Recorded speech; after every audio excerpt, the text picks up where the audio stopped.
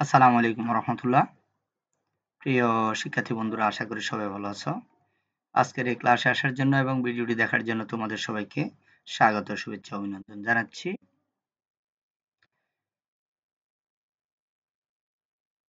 আজকে তোমাদের সাথে শেয়ার করব অষ্টম শ্রেণীর ডিজিটাল প্রযুক্তি, শিখন অভিজ্ঞতা 6, সেশন হচ্ছে 1, পৃষ্ঠা নাম্বার হচ্ছে 131।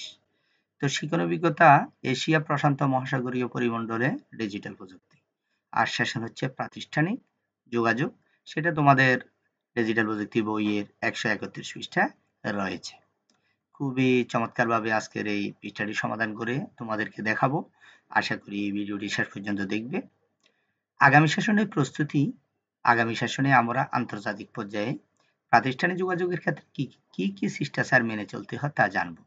তাই আগামী সেশনের প্রস্তুতি হিসাবে আজকের সেশন থেকে শেখা প্রাতিষ্ঠানিক যোগাযোগের বিভিন্ন নিয়ম, পাশাপাশি আন্তর্জাতিক যোগাযোগের ক্ষেত্রে আরো কি নিয়ম মেনে চলতে হতে পারে তা আমরা নিজেরা চিন্তা করে বা বড় কারো সাহায্য নিয়ে একটু জানার চেষ্টা করব। এখানে এই কথাটি তোমাদেরকে একটু বাড়ির কাজ দেওয়া হয়েছিল। এই বাড়ির কাজটা আজকে তোমাদের সাথে শেয়ার করব। সেটা হচ্ছে 131 পৃষ্ঠার সমাধান। শিক্ষার্থী বন্ধুরা, একটু খেয়াল করো, প্রাতিষ্ঠানিক যোগাযোগের ক্ষেত্রে যা প্রযোজ্য। তুমি যদি কারোর সাথে যোগাযোগ করো অফিসিয়াল ভাবে, প্রাতিষ্ঠানিক ভাবে, তাহলে এখানে তুমি কি নিয়মগুলো মেনে চলতে হবে, কি তোমার মেনে নেওয়ার, এটা মেনে নিতেই হবে, না হলে এগুলো যোগাযোগ হবে না, তোমার সাথে ভালো আচরণ হবে না। যেমন প্রতিষ্ঠানের সময়সূচি অনুসারে প্রাতিষ্ঠানিক যোগাযোগ করতে হবে। তুমি যে প্রতিষ্ঠানের সাথে যোগাযোগ করবে সেটা একটা অফিসিয়াল সময়সূচি আছে, ওই সময়সূচি অনুযায়ী তুমি যোগাযোগ করতে হবে। প্রাতিষ্ঠানিক যোগাযোগের ক্ষেত্রে কি বলতে হবে বা কি জানতে চাইবো তা আগেই ঠিক করতে হবে এবং স্পষ্টভাবে উপস্থাপন করতে হবে। আমি একটি প্রতিষ্ঠানের সাথে যোগাযোগ করব, আমি এই বিষয়টা আসলে কি জানতে চাইবো, কি বলবো, কিভাবে কথা বলবো, এগুলো আগে স্পষ্ট করে আমাকে ঠিক করে নিতে হবে। তারপর আমি তাদের সাথে এই তথ্যগুলো শেয়ার করব। তাদের কাছে আমি কি জানতে চাই, হ্যাঁ? তখন স্পষ্টভাবে এই কথাগুলো বলতে হবে। ৩ নাম্বার হচ্ছে যোগাযোগের ক্ষেত্রে সর্বাধিক গ্রহণযোগ্য ভাষা প্রয়োগ করতে হবে। আমি যে প্রতিষ্ঠানের সাথে যোগাযোগ করছি, যে অফিসের সাথে যোগাযোগ করছি, আমি এমনভাবে আমার ভাষাটা প্রয়োগ হবে যেটা সবচেয়ে সুন্দর ভাষা, গ্রহণযোগ্য ভাষা, যেটা সচরাচর যে ভাষাটা প্রয়োগ করা হয় অফিসিয়াল ভাষা হিসাবে, তার সাথে আমি কথা বলব। তাহলে আমি যদি ইমেইলের মাধ্যমে দিই, তাহলে যেই ভাষাটি সে বুঝবে, যে কথাটি সে বুঝবে, যে লেখাটি সে বুঝবে, ওই ভাষায় আমাকে মেইলটা তৈরি করতে হবে। যদি সে ইংরেজি ভাষাভাষী হয়, তাহলে তাকে ইংরেজি ভাষায় আমাকে মেইলটা করতে হবে।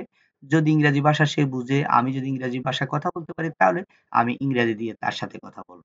তাহলে অন্য কোনো আঞ্চলিক ভাষা বা অন্য কোনো ভাষা প্রয়োগ করা যাবে না, ব্যবহার করা যাবে না।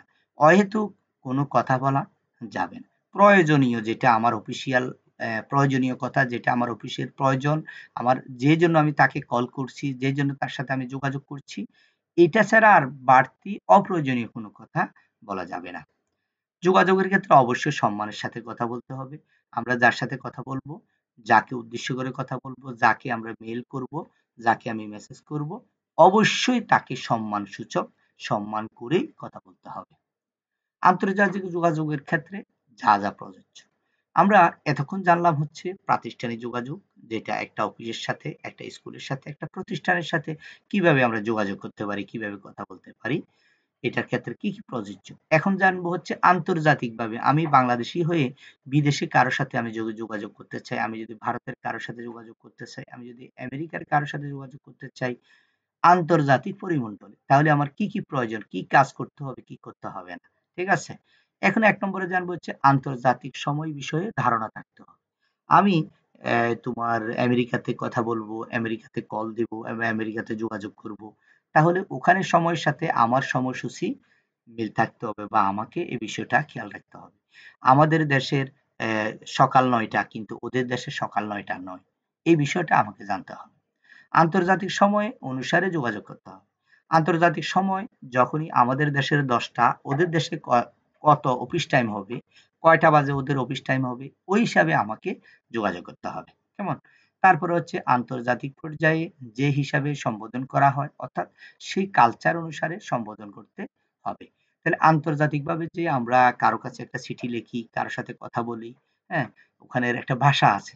এটা কিভাবে কথা বলতে হবে, কিভাবে সম্মানসূচক সম্বোধন করতে হবে, কি করতে হবে, এই বিষয়গুলো অ্যা আমাকে মেনে তার সাথে যোগাযোগ করতে হবে। তা না হলে সে আমার সাথে কথা বলবে না। আমি যদি তাকে সম্মান দিয়ে কথা না বলে, তাকে তার যে মর্যাদা ওটা নিয়ে যদি তার সাথে যোগাযোগ না করি, তার থেকে যে জানার বিষয়টা এটা কিন্তু আমি জানব না। তারপর হচ্ছে ৪ নাম্বার অবশ্যই ভাষা অবশ্যই বিনীত এবং শ্রদ্ধাপূর্ণ হতে হবে। তাহলে তুমি যেই কথাগুলো বলবে তার সাথে খুবই বিনীত হতে হবে, খুবই সুন্দর মাধুর্য, শ্রদ্ধাপূর্ণ হতে হবে। যদি তুমি মেইল পাঠাও, মেইলটা হবে সেরকম। যেখানে কোনো অপ্রাসঙ্গিক কোনো কথা থাকবে না, কোনো অশ্রদ্ধা কোনো কথা থাকবে না। হ্যাঁ? শ্রদ্ধাপূর্ণ কথা, ভালো কথা, সুন্দর আচরণ দিয়ে লিখতে হবে। তারপরে হচ্ছে ৫ নাম্বার হচ্ছে সর্বদা রূঢ় আচরণ পরিহার করতে হবে।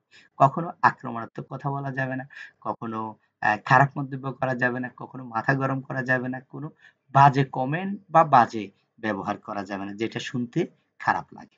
ঠিক আছে? প্রিয় শিক্ষার্থী বন্ধুরা, আশা করি তোমরা আজকের ১৩১ পৃষ্ঠা সমাধানটি বুঝতে পেরেছ। যদি না বুঝো ভিডিওটি আরেকবার দেখে নিবে।